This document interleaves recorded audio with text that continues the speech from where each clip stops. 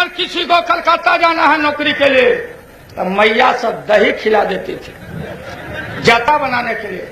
और पंडित हमारी मैया को सिखा के रखता था कि देखना पंडित जी बोले हैं जातरा पर कहीं तेल ही नहीं नजर आवे, तेल ही नहीं। कितना अपमानित किया है ब्राह्मणों ने, इसलिए ब्राह्मण बात के खिलाफ सजग रहना। एक मेरे वर्ग के लोगों, मैं जानता हूँ जिस गांव में पैदा लिया उस गांव में अगर जनेऊ डाल लिया तो मुंह में तमाचा मारता था, साले जनेऊ पहन के घूमते हो, बावड़ी झाड़ के घूमते हो। अरे महान इस देश के दानवीर जिन्होंने राणा प्रताप को ललकारा था, लड़ो देश की एकता के लिए, लड़ो देश के अस्मिता के लिए। भामा साहब जी ने खजाना खोल दिया था, खोल दिया था। कौन नहीं जानता है आपके समाज के वो महान सपूत को, लेकिन आजादी मिलने के बाद भामा साहब जी को सम्मानित नहीं किया लोगों ने। हम एक एक वीरों को, जो वीर है सरदार पटेल हैं, जगजीवन राम हैं, बिरसा भगवान हैं, सिद्धू कानू हैं, जिस तरह से डॉक्टर राम मनोहर लोहिया हैं, लोकनायक जयप्रकाश नारायण हैं, बाबा साहब अम्बेडकर हैं, पटना राजधानी में विशाल मूर्ति लगाया है। उसी तरह से रांची के मुख्य चौराहा पर देश के महान दानवीर भामा साहब का आदमकद मूर्ति लगाएंगे। हम सम्मान करेंगे। जो लड़ने वाले लोग हैं हम यहाँ सम्मानित करेंगे। हम जब आपको पैसा नहीं देना है, बिहार सरकार उनके सम्मान में, उनके खिदमत में, अपने इतिहास को याद रखने के लिए हम उनका आदमकद मूर्ति लगाने का आज ही निर्देश डीसी को देंगे। चौराहा चुनो और खता करो यहाँ इस इलाके में। अरे हमारे जो भाई हैं, हमारे मान और सम्मान में और इसमें एकता को रखना है।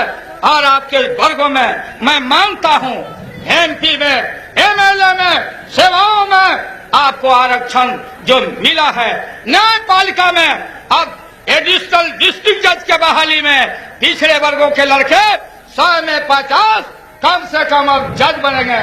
इसलिए भूख रहना, प्यास रहना, कंजूसी मत करना।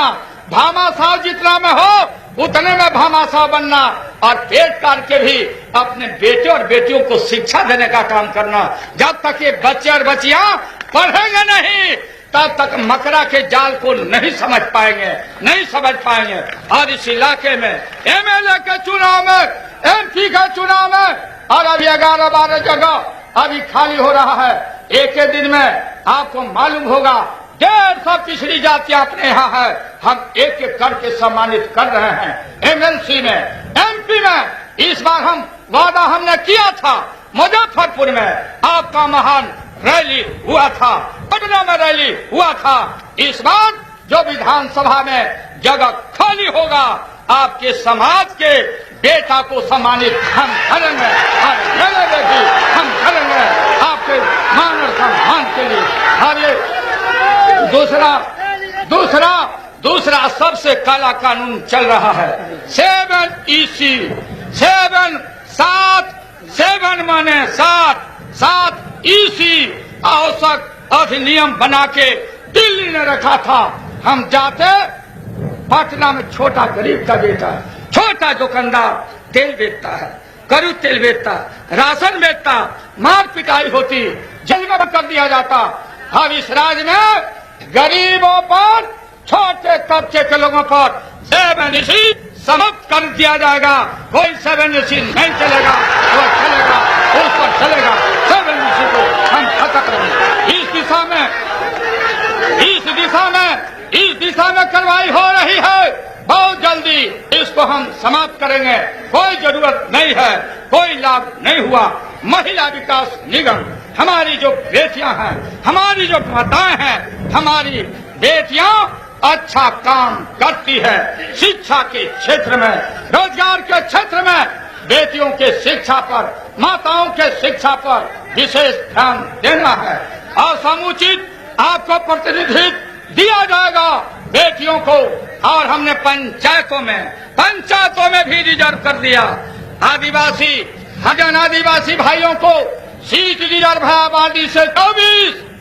पिछड़ों के लिए मैंने क्या कर दिया, आबादी के हिसाब से पूरे बिहार में सर्वे करा रहे हैं। जिस पंचायत में, जिस ब्लॉक में, जिस जिला में पिछड़ों का बहुमत हो जाएगा, वो सारा पंचायत ब्लॉक रिजर्व हो जाएगा पिछड़ों के लिए, पिछड़ों के लिए। उसमें पिछड़ा में हम आपका आभार मानते हैं। सजग रहना, धैर्य रखना, विश्वास रखना हमारी ख्वाहिश है। हम लगातार यहाँ शासन करने नहीं आए हैं, लेकिन याद करो ये ब्राह्मणवाद, ये कट्टर ब्राह्मणवाद ब्राह्मण के खिलाफ नहीं। जो पोंगा पंथ है, मैं जानता हूँ जिस गांव में पैदा लिया, उस गांव में अगर जनेऊ डाल लिया तो मुंह में तमाचा मारता था। साले जनेऊ पहन के घूमते हो, बावड़ी झाड़ के घूमते हो। अरे अगर किसी को कलकत्ता जाना है नौकरी के लिए तो मैया सब दही खिला देती थी जाता बनाने के लिए। और पंडित हमारी मैया को सिखा के रखता था कि देखना, पंडित जी बोले हैं यात्रा पर कहीं तेल ही नहीं नजर आवे, तेल ही नहीं। कितना अपमानित किया है ब्राह्मणों ने, इसलिए ब्राह्मणवाद के खिलाफ सजग रहना। एक कबीरे वर्ग के लोगों